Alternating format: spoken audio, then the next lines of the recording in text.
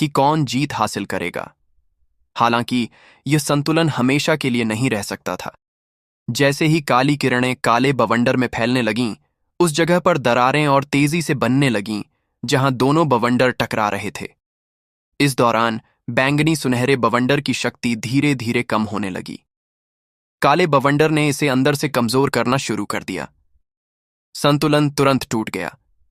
काला बवंडर जैसे किसी खतरनाक काले ड्रैगन की तरह आसमान की ओर गरजने लगा और बैंगनी सुनहरे बवंडर पर पूरी ताकत से हमला कर दिया। इस क्रूर हमले के सामने बैंगनी सुनहरा बवंडर, जो पहले बराबरी पर था, धीरे धीरे टूटने लगा। फिर जैसे किसी श्रृंखलाबद्ध प्रतिक्रिया के तहत विशाल और शक्तिशाली बैंगनी सुनहरा बवंडर पूरी तरह से फट गया। नीचे खड़े दर्शकों ने यह दृश्य हैरानी से देखा। बैंगनी सुनहरे बवंडर के टूटने के बाद वेदान की आकृति काले प्रकाश की एक किरण की तरह चमकी। अगले ही पल वह ध्रुव शौर्य के सामने प्रकट हुआ, जो इस अप्रत्याशित घटना से हैरान था। इसके बाद उसने अपनी हथेली पूरी ताकत से आगे बढ़ाई। वेदान की हथेली पर विचित्र काले निशान उभर आए। ये निशान जहरीले सांपों की तरह चुपचाप हिल रहे थे और बेहद भयानक और डरावने लग रहे थे। इस समय उसकी शक्तियां बहुत खतरनाक तरीके से कई गुना बढ़ गई थीं। ध्रुव शौर्य ने यह देखकर ठंडी सांस ली कि वेदान उसे पूरी तरह से पीछा कर रहा था। उसने अपनी मुट्ठी भींची और उसकी हथेली में बैंगनी काले प्रकाश की चमक तेजी से इकट्ठा होने लगी। इसके बाद उसने अपने पूरे शरीर की ताकत इकट्ठा की और एक जोरदार मुक्का आगे बढ़ाया।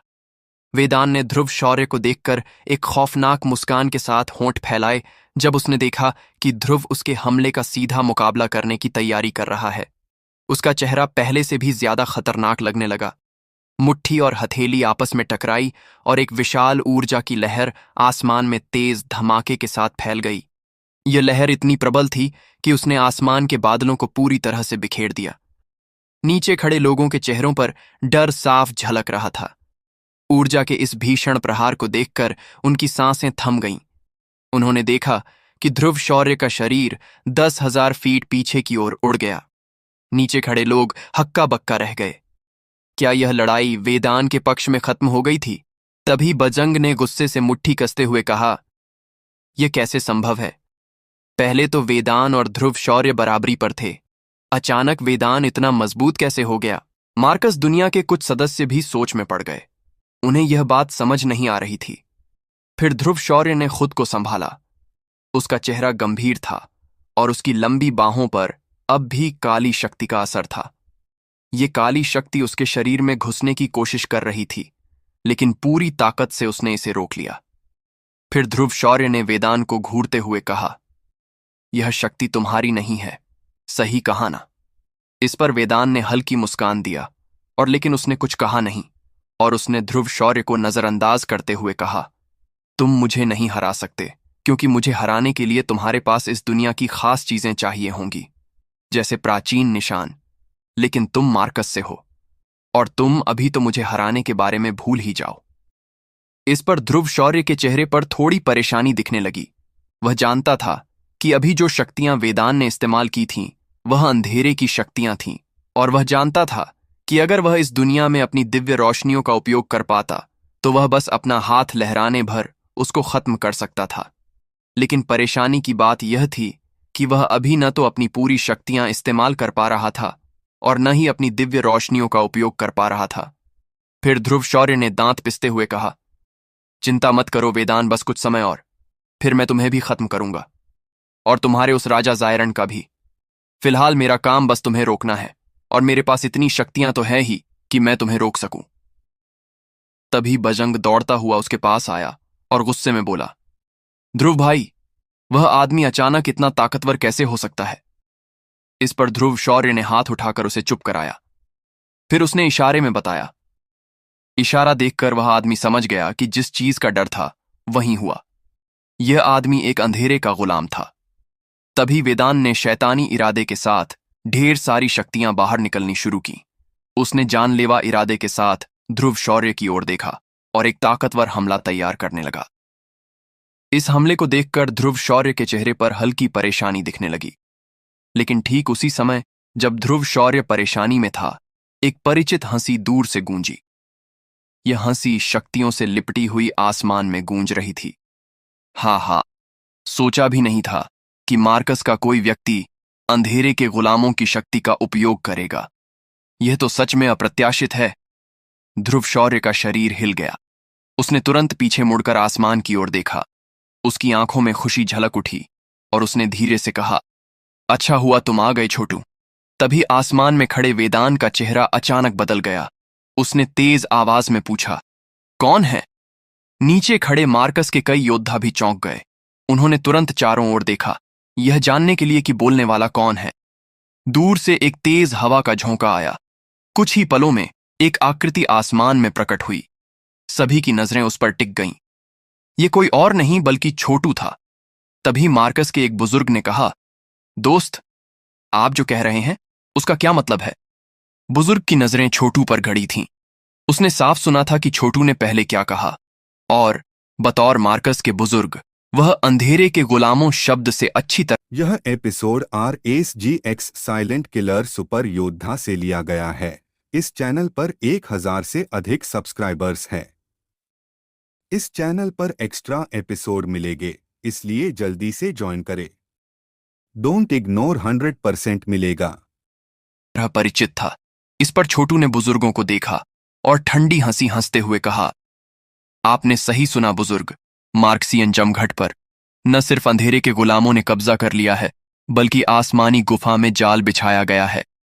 वहां ट्रेनिंग में लीन सभी योद्धा भ्रम में फंस चुके हैं, और इतने वर्षों बाद भी तुम इसे पहचान नहीं सके।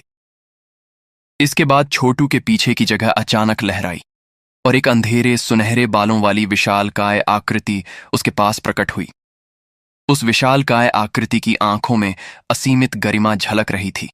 आसमान में खड़ी उस आकृति को देखकर मार्कस के सभी योद्धाओं के चेहरे बदल गए।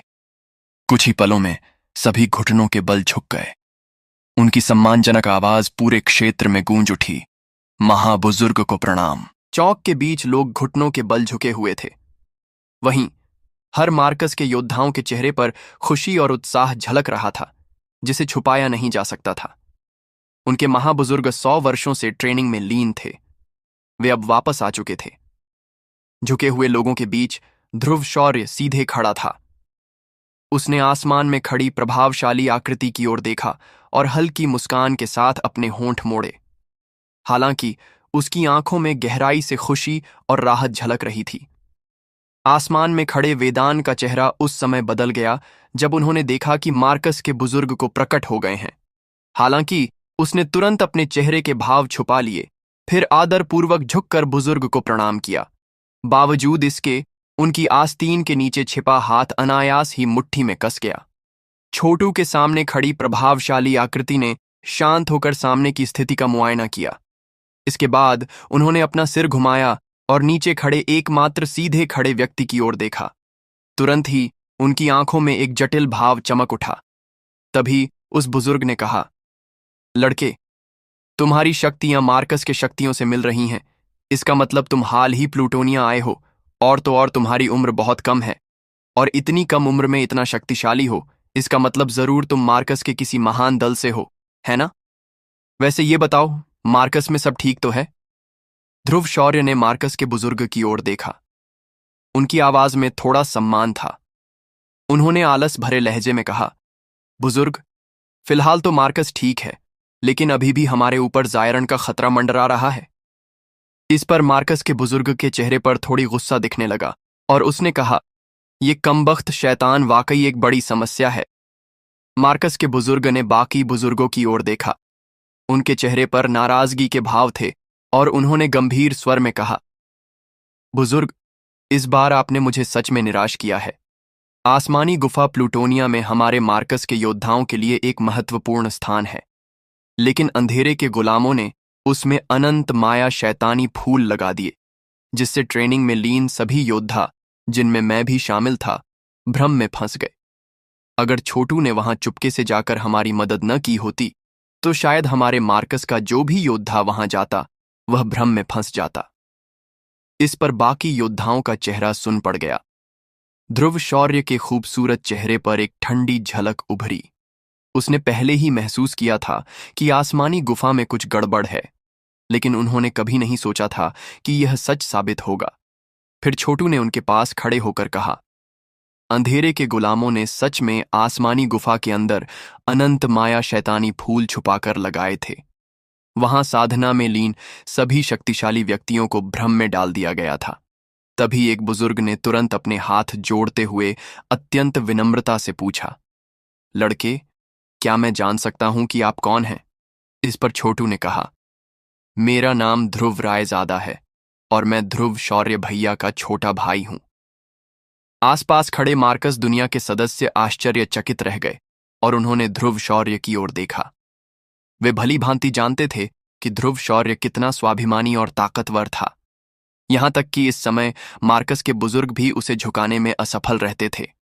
लेकिन यह इंसान जिसे छोटू कहा जा रहा था, वास्तव में उसका छोटा भाई था। नीचे खड़े ध्रुव शौर्य ने जब अपने ऊपर उठे हैरान नजरों को देखा। यह episode RSGX silent killer super योद्धा से लिया गया है। इस चैनल पर 1000 से अधिक सब्सक्राइबर्स हैं। इस चैनल पर एक्स्ट्रा एपिसोड मिलेंगे, इसलिए जल्दी से ज्वाइन करें। डोंट इग्नोर 100% मिलेगा। तो अनायास ही उनके होंठ थोड़े से सिकुड़ गए। इस पर मार्कस के बुजुर्ग ने धीमे स्वर में कहा, यह ध्रुव रायजादा नाम का लड़का काफी अच्छा है। कम से कम वह उस वेदांत से कहीं ज्यादा भरोसेमंद है। छोटू मन ही मन हंस पड़ा, लेकिन उसने तुरंत खुद को संभाला और अपने तेज नजरें थोड़ी दूरी पर खड़े वेदांत पर भी नजर डाली और उसने कहा, बुजुर्ग, अंधेरे के गुलामों ने न केवल आसमानी गुफा में जाल बिछाया है, बल्कि वे इस मार्क्सियन जमघट के अंदर भी घुसपैठ कर चुके हैं। इस पर बुजुर्ग का चेहरा बुरी तरह बदल गया। उनकी चमकती आंखें अचानक तेज हो गईं। एक भयानक आभा उनके शरीर से निकलकर आकाश में फैल गई। हर कोई महसूस कर सकता था कि बुजुर्ग इस समय मार्क्सियन जमघट के अंदर छुपे अंधेरे के गुलामों को खोजने का प्रयास कर रहे थे।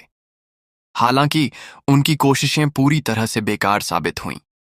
इसके बाद उन्होंने अपनी आभा को वापस खींच लिया और एक गहरी चिंता के साथ बोले, लड़के, मुझे कोई भी शैतानी शक्ति महसूस नहीं हुई। इस पर छोटू ने कहा, बुजुर्ग, अंधेरे के गुलामों की कई रहस्यमय तकनीकें हैं।